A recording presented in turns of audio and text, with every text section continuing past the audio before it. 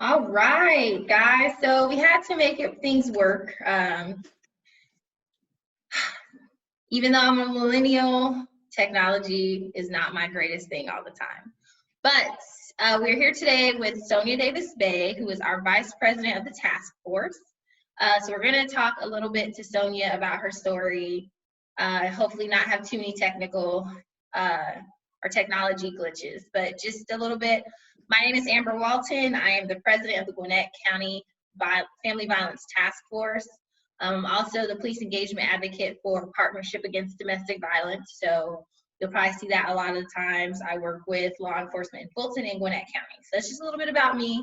But we're going to go ahead and turn it over to Sonia so she can introduce herself, her name, what she currently does in her position. All right. My name is Sonia Davis Bay. I am the Vice President for the Gwinnett Family Violence Task Force. And my day-to-day job is working for the Gwinnett County Solicitor's Office as a victim advocate. I mainly deal with victims that are coming in on domestic violence cases. And it's a lot. It's a lot of them. Yes. And I see we have Mariana is watching. Hey, Mariana. Oh my gosh, hey girl. So just a little bit, and guys, we're gonna try, this is an interview, but we like to do more of a conversational type of thing. If you do have questions, I am watching the live, so you can ask questions. Please keep them appropriate, of course. But Sonia, how did you get started in this field? Oh gosh. I had a real big thing about criminal justice, and I always used to watch all those shows like Snapped and all the murder shows. And I was like, ooh, I'm going to be an attorney one day or something like that. I ended up getting my undergraduate degree in criminal justice. And I'm thankful to have had a teacher that told me that if you're not passionate about practicing the law, then you shouldn't be an attorney. So instead, I became a legal assistant. And while working as a legal assistant, I saw that there were victim advocates. Had no idea that that job really even existed. And then I made my way to becoming a victim advocate, and I do not regret it one bit. And I think it's funny because I started in the solicitor's office as a legal advocate. And Sonia, you were a legal advocate at the time. And I feel like none of us who ended up being victim advocates thought we were going to be victim advocates. It was like, you've been a victim advocate long enough. Come on up to the victim advocacy side. Yeah, definitely. I just love what I do. I'm grateful to be in the position that I am. It has taken me many places, and I've met many people because of it. That's great. And what would you say your definition of a survivor is? A survivor is somebody that has been through something adverse in their life, whether it is domestic violence, a sexual assault, or just a hard time that you had, and it's something that you overcame, or you're still overcoming it. I'm still overcoming, my issues or whatever you want to call it, but it's somebody who recognizes that you have been down in a bad place and you're still working towards being that better person that you know you can be. I think it's interesting that you had said that is also someone that's still working towards something. So us in the community side of victim advocacy, we call and it's a big change for me. So coming from prosecution, we call these individuals victims. But on the community advocacy side, where we're victim-centered, everyone is called a survivor. Whether you're in the situation still or you're out of the situation, because every day is a survivor. It's you surviving. It's you doing what you need to every survive. Day. So I think it's interesting that you said it's not necessarily, the word survivor is not necessarily the finish line, but it's something that's constant, constant healing, a constant journey. Constant. So we're going to talk into, and I should have started this the way I should start all of my presentations. Of course, if anyone's watching and what we talk about triggers anything or makes you uncomfortable, make sure you practice self-care. If you need to reach out to an advocate, you need to speak to someone, you can send us a message on our Facebook page. We also have our website that you can go to, any of our social medias, and we will make sure to get you in contact with we have a number of advocates that work under confidentiality and privileged information. And of course, we don't talk about it. We get you to who you need to be connected to, and that's where the task force side stops. So if you do experience any of that, you can feel free to. If you want to make a comment about something that, you know, you feel like you want to say your voice, that's fine. One of the biggest journeys for me working in a victim-centered place is to helping survivors find their voice. So hopefully all this will help someone else. And also it's awesome to be able to sit next to someone who's such a close friend while she's finding her voice too. So, but I say all that because we're going to get into Sonia's story a little bit. So just like I said, practice self-care if you need to. Of course, if you have children around and you're not comfortable with that, that's okay. That's fine. We are going to record and have all these posted on our social media. So if you have to watch it later, that's fine too. And if you are watching and you have a teenager, a lot of teens are dealing with this as well, and you don't know how to start that conversation, or you need pointers on that, you can reach out to us too, and we'll make sure to get you to the people who can help you with that, okay? That's all right, Sonia.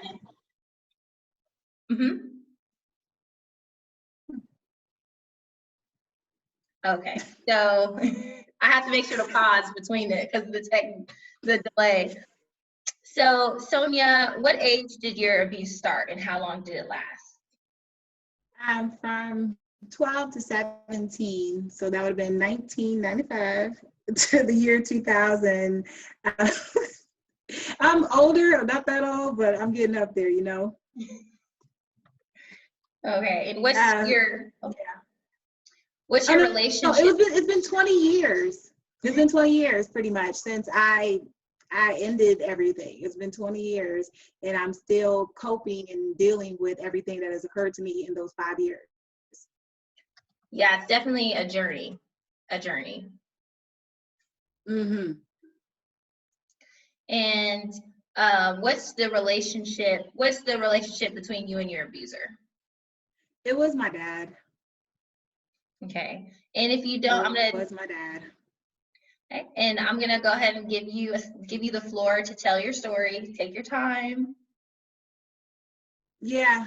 As you know, this is like my third time talking about this, and I'm so thankful and blessed and grateful to work with a group such as everybody that's in the task force. Just being surrounded by law enforcement, counselors, victim advocates, you guys have truly empowered me to actually step out into my uncomfortable zone and speak my truth. And with that, I will start with that. At the age of 12, I went to live with my father in Indiana. It was only supposed to be for the summer, and it ended up being all the way until I was 17. During that time, I had experienced physical abuse, mental abuse, and I also witnessed domestic violence and physical abuse with my stepmother. You know, when at 7, through those years, I always felt afraid. I wasn't able to dress the way I wanted, talk the way I wanted, talk to friends. I couldn't visit certain places. You know, abusers, the way that they work, they keep you away from people. They keep you away from your family. They keep you secluded because they don't want people knowing what's going on inside the home.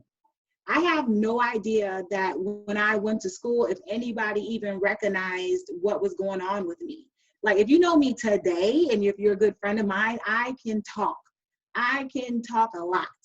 And back then, I wasn't talking. I would go to school because it was a sense of relief for me. I wasn't in the house, but I wasn't paying attention in class. I was like the most average student that there was. I fell right in the middle. I did my work, but I was just there because, I'm always thinking about what was going to happen when I got home. Was my dad going to be upset because I said this, I did this, whatever. I don't know. You never know what they say. And my dad and my stepmom, they were substitute teachers. It gave my dad the power to walk around and check on me in the classroom. And if he thought that he saw me doing something that I wasn't supposed to, well, I was getting it when I got home. So that's just kind of how the life it was over those 5 years.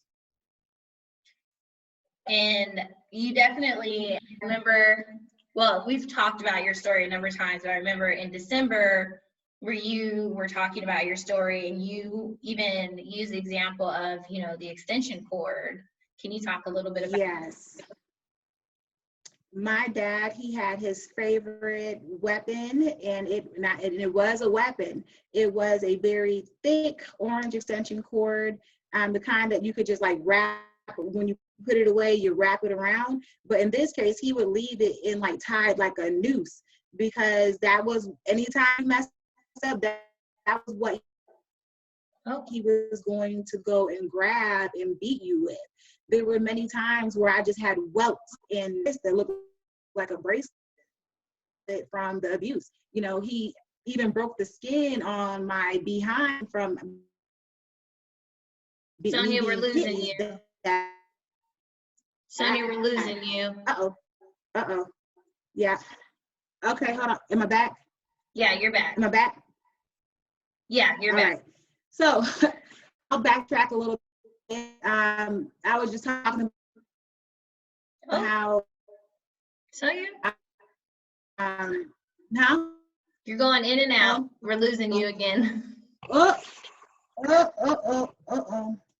technical difficulties. Just Because a little somebody bit. doesn't want me to tell my story. This is why. This is what happens. They don't want to hear my story, but we gonna get this out today. We gonna get it out. So if you out there and you have had these issues, don't be afraid. You keep speaking. Don't let anything stop you from telling your truth. Nothing. And that's just how it is. I had the bumps, the bruises, the welts. You can hear me? Yes, yes. Okay. Welts. I don't even know, like just so many times my behind was so sore. I used to get slapped in the face multiple times to the point where I couldn't see. And then he thought I was messing around and he just slapped me again because he thought I was lying. I had my lip busted. I had to go to my junior Marine Corps ROTC ball with my lip busted. And I don't know, people may have seen those bumps and bruises and no one said anything. No one said a word to me. Nobody saved me. I had to save myself. Mm. And I ran away. I called my brother that lived in Georgia, no kin to that side of my family. He called another family member. They came and picked me up in Michigan City, Indiana, and they drove me to Grand Rapids. And eventually, a week later, I flew down to Georgia to live with my mom, and I never looked back since. It's interesting that, you know, you're going through this as a child and a young adult, you know, which is so those years that mean so much. And, you know, we hear today the news and the story, you know, just the Netflix series they did on the little boy that was, you know, going through abuse. Oh, yeah. And, you know, to have someone who went through this as a child say, I don't know if anyone saw the bruises. I don't know if anyone had any inkling of what was going on. I had to save myself. To think about a child thinking about having to save themselves is just by itself is crazy, because a lot of times, and you know, we study this, the bystander effect. Yes, you know, teachers, advocates, all this, we're mandated reporters, but there's so many times that we get stuck in ourselves that we aren't even realizing what's going on. And it's like you have that child that is literally voiceless, that is there. Yeah. And you know, one thing that it made me think about is I have some advocates that focus on, even I have a cousin that focuses on, you know, those children that are deemed unruly because they're having these outbursts or they're acting out in class. And usually it's something more to it. But because the strain on the school system and the strain on a lot of the teachers, it's, you know, give them detention, suspend them, give them this and that, instead of like a holistic, what's going on here. Yeah. And I will agree with that. However, you know, the 5 years, I ain't gonna lie, it was a hellhole. It was because prior to that, I lived with my mom, and in hindsight, I had the best life growing up with my mom. So moving in with my dad and experiencing and witnessing all of that, I knew that wasn't right. I knew that that couldn't be life. That was really the roughest time in my life. And but the one thing I will say that my dad did give me that I totally appreciate to this day is that he put us in martial arts. I was in Taekwondo. And so where I'm from is a very small town. It's a one public high school. And I was made fun of a lot. I was, oh, the karate kid, I was this, but I was in the dojang fighting grown men. I wasn't in the kiddie class. I was fighting men 10 years older than me. It literally gave me that strength to say, like, yeah, you can do this. You can pull through anything. Yeah, I was in there busting people lip. You know, I don't mean to toot my own horn, but, you know, that's just how I felt. And it carried me throughout my life, that sense of strength that it gave me. I totally appreciate that. You know, I earned my black belt, so, you know, it was good. That's good to hear, though, that at least it's like, you know, something that you can rely on, but it even, you know, begs the question that, you know, what conundrum does that make for you? You're here, you're excelling in this martial art thing, but then when you go home, you seem so small and insignificant the way that you're having to deal with life as a child.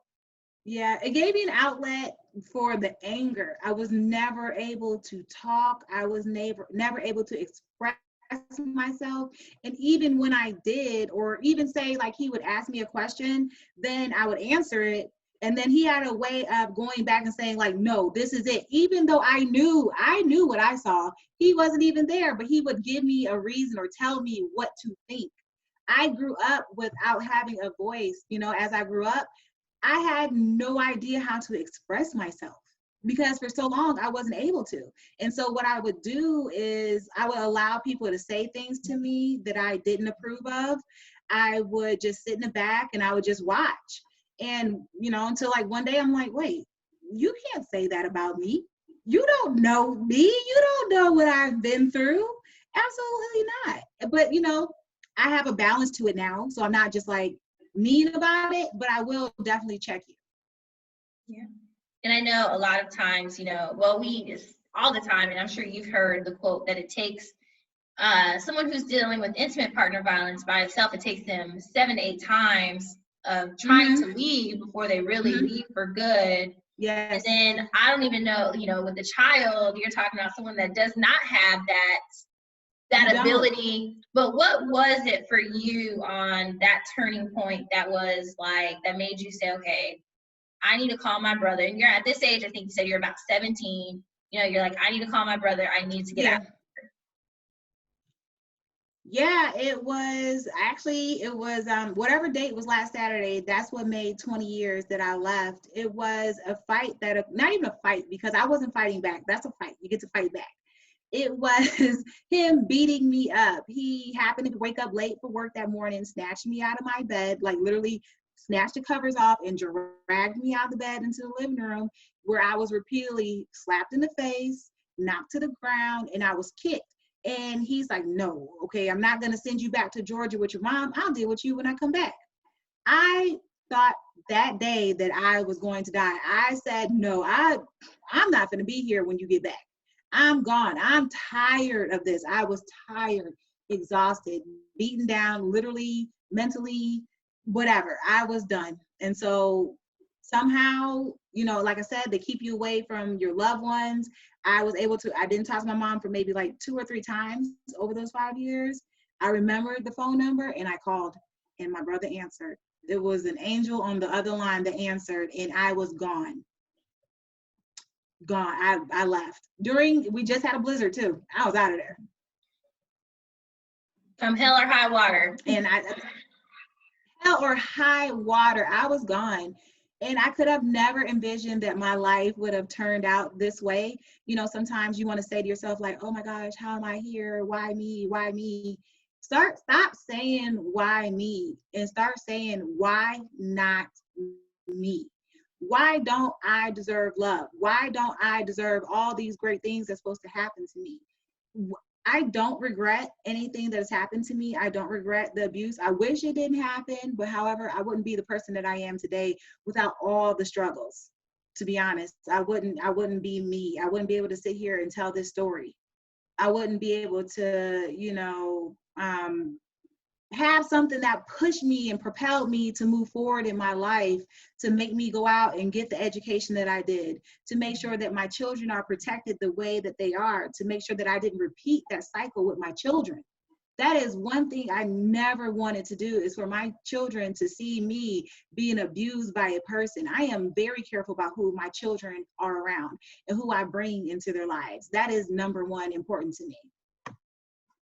That's good. And of course, you said, I think you said last Saturday or Friday was 20 years, which is the 17th, 20 years. Or the 18th, the 17th or the 18th. Right.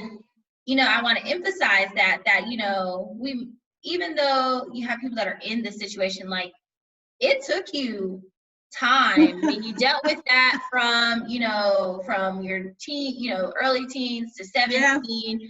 And then even now, I can't even think about how long I've known you, and you're just now at a point to where it's like, I'm very uncomfortable with this, I'm very fearful, I'm nervous, but I need to share my story. Like, and it shows, sometimes it's outsiders looking in, or people who have never experienced or have been in a situation like that, or a situation of intimate partner violence. It's really quick to want to say, oh, well, why don't you leave? Or, why, get over it. And it's like, you're talking about traumatic events and scarring.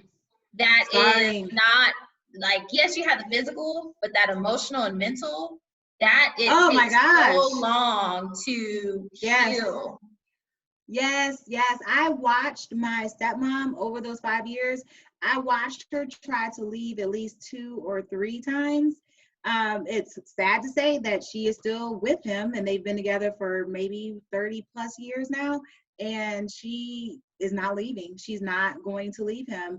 While growing up there, I had 4 younger brothers and sisters, and now he has even 2 more children that are younger than mine. But she's not leaving. She's definitely in a place where that she hasn't made up her mind that she wants better. And so all I can do is pray for her and wish her the best. I know she's not ready yet, and if she ever is, I'm here. It's hard. It's really hard. And there was a lot of things that I had to unlearn and relearn. And like you said, it took me 20 years to get to this place. And if you're not careful, you will learn, a lesson will come to you that you're supposed to learn. And when you don't learn it, it will repeat itself, but it'll come to you differently. And the better you are at learning these lessons, the quicker you can recognize it. The quicker you are able to pick up, like, oh, wait, I've seen this before. You're not supposed to do that. Go a different direction, girl. Get out of there. And I learned. I stopped letting people tell me who I am. I am is like 2 of the biggest words that you could ever use in your life. I am strong. I am smart. I am whatever positive adjective you want to put behind that. I am. I'm not what happened to me 20 years ago. That was 5 years of my life. And now back then I couldn't see the future. I couldn't see it. I can now. Right. And it's interesting that you said that, because, the big thing there is, you said you had to relearn. And we always say that domestic violence and intimate partner violence, a lot of times, we've worked in the court systems, we've worked with all of that, and they say it's an anger management, it's a drug problem, it's this and that. It's not. It's learned behavior that people, that, an abuser is thinking that they are justified in doing to another person. And the flip side of that, you now have a survivor who thinks, you're talking about a child who can think that that's normal. You have, a survivor that's, it becomes their normal. And you're right, it takes time to relearn that and to think, no, I'm strong. I deserve love. Love does not come with a punch in the face. Love does not. It does not. Abuse. And it takes time. Even if you talk about, just us as women, a lot of times we don't realize our own self-worth. And that's even outside of, not even necessarily being in a situation like that. And it's like, we have to remind each other that we are like that. And I'm glad that even when you said, your stepmom is still with him, but you made it a point, you're like, she hasn't made a decision to leave, but when she's ready, here. And that's one of the biggest things that people that, are around people who are dealing with domestic violence, or you're connected in some way. And I'm telling everybody that you in some way are connected to someone who is dealing with domestic violence. But it's important that they know when you are ready, when you know it's safe, when you are ready, I'm here. I'm here. It does. But so fast forward 20 years where you are today. What is your relationship like, or is there a lack of relationship with your dad? What does that look like today? Funny you should ask that. I actually had a high school friend who's been reaching out to me in the DMs on Instagram saying, hey, and it happened like just a few days ago, a couple of days in a row, like, reach out to your dad. They want to talk to you. And I'm like, that's that thing with the cycle. And like, no, my dad is toxic. I don't want to deal with my dad. I don't hate him because he also has his own learned behavior. And this is the reason why he treated us the way he did. I don't want to be around that. I don't have to be around that. I stopped looking for apologies from people who hurt me. You can't give me that. You can't give that back to me. You took something from me and I have to give it back to myself. I started looking within for the answers. I don't deal with my father to answer your question at all. Don't want to talk, don't want to, nothing at all. We actually had a brother-sister group chat with my dad in it because we all were so fed up with him. And I was able to say the things that I wanted to. He would not acknowledge that group chat once he found out that I was in it. But that's fine. I said what I had to say. I'm no longer keeping your secrets. It's holding me back from living the best life that I can, being the best person that I can be.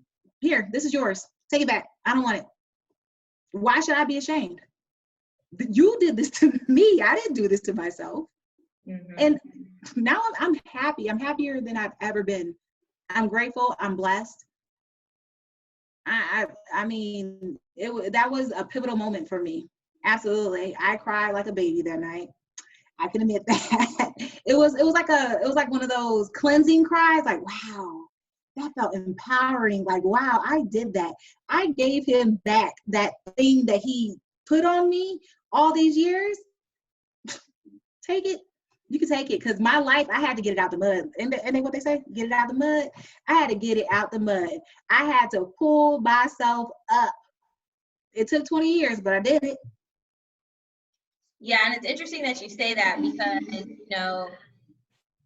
the big thing that I took from there is she said, he didn't have to acknowledge what he did, but I gave it back. I gave that pain back. I gave that suffering back. And, you know me, I'm a big proponent of counseling. And yes, boundaries or any trauma, my counselor always says, you do the healing for yourself. You cannot determine or change how someone reacts to something. You can't control that. You can't control what they do about something. You can't control, whether they're going to acknowledge it or not. And when you go into that situation, when you're at that point of healing and realize, and that's whether if, you got issues with, dad issues, you have intimate partner violence issues, you have anything that is an issue like that. Right. Boundaries. If you go in thinking that way, it's like, I'm doing this for myself. I'm doing this for I'm doing this because I'm cleansing myself. And balls in the court is in your court. I put this to the side, and what you decide to do with it, that's your thing. But I think that's really important, especially, when we deal with survivors and they're at the point they've left. And, sometimes we want you to acknowledge the hurt that you did. I mean, even as boyfriends, we want you to acknowledge the hurt, but then it's like we get hurt because it never gets acknowledged. But what you said there is like, you don't have to worry about the acknowledgement. Just worry about your own. You don't. Because just like I'm in a place of healing, that person may not be ready to heal whatever it is that happened to them. So if they are not ready to acknowledge why they hurt you, they're not ready to heal themselves. You can only acknowledge the bad behavior when you're ready to heal. And that's what I learned. When people say things to me that I feel are inappropriate or you shouldn't say that, I have to pause, take a moment. No, I can do this. You can't because you think you can't. I can because I can. You know, I stopped letting people's words trigger me. And even when something does trigger me, I go back within myself and figure out, why did that trigger me? There's a reason why when people say things like, is it true? Is what you're saying true? And sometimes it is. Sometimes somebody says something that hurt me and then you want to lash out at them, but no, it's because it's something that I'm working on and maybe they recognize it. Or maybe what they said is wrong. And then I have to go, I was working on my master's for counseling. And the other day somebody says, oh, I couldn't see you as a counselor. Excuse me? You don't know me. we may work in the same office, but you don't know me. You don't know my story. You don't know my testimony. You can't tell me. That's what I said inside my head. But what I told her was, that's your perspective of me, and that's okay. Yeah, and I think that is important, especially, there's times that people say things and it's their own thoughts that they don't know you. And even when you're in these situations, we know that verbal abuse happens.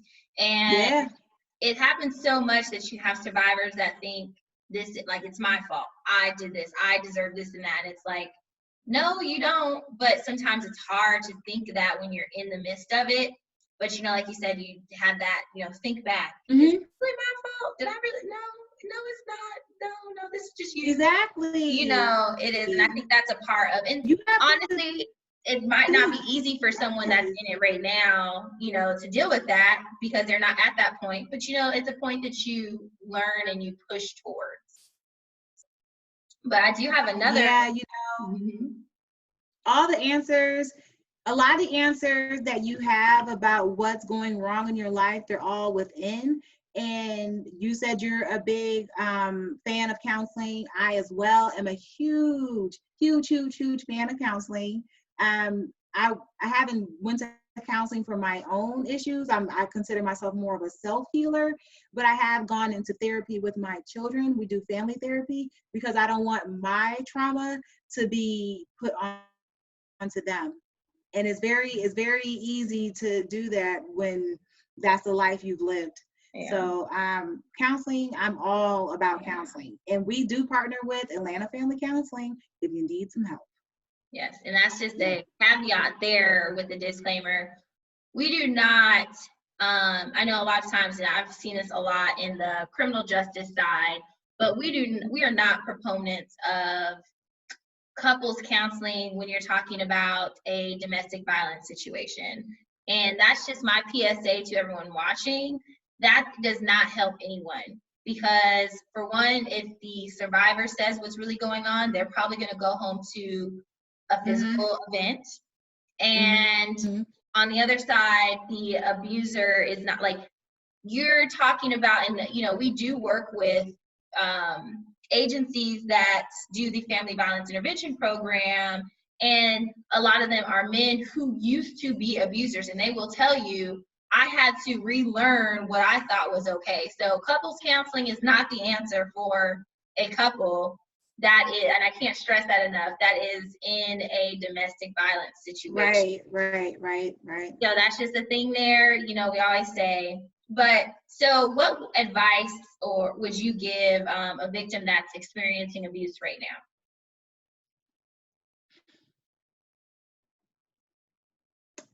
I would say stay strong. There is a reason why you are still here. You have a purpose.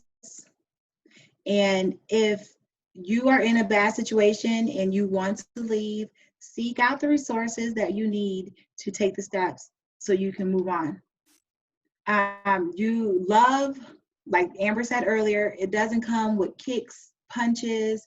When someone loves you, they don't talk down on you. A person that loves you wants to help you, wants to build you up. They see your hurt and they want to help you grow. They want to help you get through it. You can't just jump over the hurt. You have to barrel through the hurt, barrel through the pain. You can do it. Seek out the help. You got to figure it out. I can't tell. Everybody gets through things differently. So I can't necessarily tell you how to get over it. But if you have friends or family in your life that listen to you ramble on, like I do, about everything that's going on, bad and good, use them to get to that other side. I mean, it's not going to be easy. It's not. You know, every day I have things that my ego that I've named Tippy, you know, I mean, I have an ego that tells me you can't do that and you're not this. And remember when this happened to you, remember how you failed at this. I have to come from my gut and tell myself, girl, shut up. You can. I am. Remember those two words. I am strong. Remember. I mean, that's my advice. And so we're going to wrap up a little bit. I'm so happy that you shared your story, even though it took a couple of pushes, but you got through it. And like, I'm all about love. I'm all about love, light, and peace. But I'm still a little bit of nuck if you buck if I have to. Okay, I'm all about the love and the light and peacefulness. Yes, but don't push it. And we do want to just highlight, if you want to get involved with helping survivors of domestic violence, intimate partner violence, sexual violence, child abuse, you can get involved. If you're in Gwinnett County, of course, we have our task force. That is a number of, you might hear my phone in the background. Sorry. I think we're the only house that still has a landline. But okay. But you can seek out your task force, which can help you either, if you want to get involved with the task force, but it's also made up of a number of agencies. So if you have a specific thing that you're interested in, whether it's child abuse, sexual assault, we can also put you in contact with those partners. And in all of Metro Atlanta, there is a task force in each county, just so everyone knows. And you can also, if you're further out watching, you can go on to gcfb.org. And you can look up to find a task force as well. But I do, Sonia, want to appreciate and virtually give you some flowers. Thank you. I appreciate you sharing your story. I appreciate everyone that tuned in. We had hey, Angie and Anna Pierce tuned in. So hey, y'all. Yeah, look at that. Hey, Anna. Hey. So hopefully, what we shared today will resonate with someone. And like I said, and like we said on our post, you definitely, and why that go? Sorry. Whether I might not be in a intimate partner violence situation or domestic violence situation, but considering 1 in 4 women deal with this, and I believe it's 1 in 6 men, and like 1 in 6 men, everybody is connected to someone who is dealing with this. So you never know when that phone call is to you asking, do you know and do you have information on these resources, or can you help? So it's the biggest thing that we can do to help eradicate domestic violence is, one, talking about it. It's not something behind closed doors. It's not something swept under the rug. It's not something, it's just anger management. It's just alcohol. It's not. It's a threat to the community. And then on top of it, just being aware of the resources as well. And this is what, one thing I learned, and I can't even remember where I learned this from, is that it's not anger management. Because the one thing that a domestic violence abuser does have is great anger management, because they know when to abuse you and when not to abuse you. They know when and where. If they can control you not beating you in the middle of the street and they come home and abuse you, that is a specific example of how they can manage their anger. And pay attention to the children in these relationships. I've had so many victims come to me during the course of the workday and tell me that, the kids, they didn't hear what was going on. We were downstairs, the kids were upstairs, the kids were here and there. And I'm thinking, the kids can feel that energy in the home. They can hear you screaming and they can hear you yelling. And one thing kids do have is a great imagination. They can hear the slaps, the punches, they can hear all of that. Your kids can read you up and down and know that you've been through something. Take it from me, a kid that was involved in a home where domestic violence was prevalent. I knew what was going on. I may not have seen everything, that happened to my stepmom, but I am very clear as to what was going on. Yeah, I think that's important. You gotta be careful with your children. Yes. And what we'll leave everyone with is, if you are a part of the court system as well, or the criminal justice system, whether you're prosecutors or defense attorneys, we do push the family violence intervention program. That's definitely something that is key there, because it goes deeper than just anger management, and it's trying to change stuff that's deeper. And I'm gonna leave it on this. We have heard it time and time again, Sonia, especially when we're legal assistants, that it costs too much money. There is an indigent fund for the family violence intervention program. There is an indigent fund for it. So, you know, especially when we know that some of these abusers need to go to that as opposed to anger management, well, there is an indigent fund. If you want more information, you can go on the commission, AKA or the commission's sliding website. scale. Sliding scale. It's a sliding scale. Well, we're gonna wrap up here because right, we're gonna wrap up here because if you know me and Sonia, we can talk for hours. So thank you all for joining in. I'm triggered. I'm triggered by that. We do talk for hours, but thank you everyone for tuning in. We are going to have a video, our last video for National Crime Victims' Rights Week will be uploaded. It is our vigil to honor those that have died of violence. So we're gonna put that up there. It's not a full complete list, but it's what we could find for Gwinnett County. So just be on the lookout for that. And of course, we have all those resources. If you have questions about resources, questions about anything, feel free to reach out to us again. Sonia, you have any closing words? Join our task force. Join our task force, please. We need more soldiers. We need more people on the ground, boots on the ground. Let's do this. We can fight, y'all. There is no excuse. Yes. That's it. All right. Bye.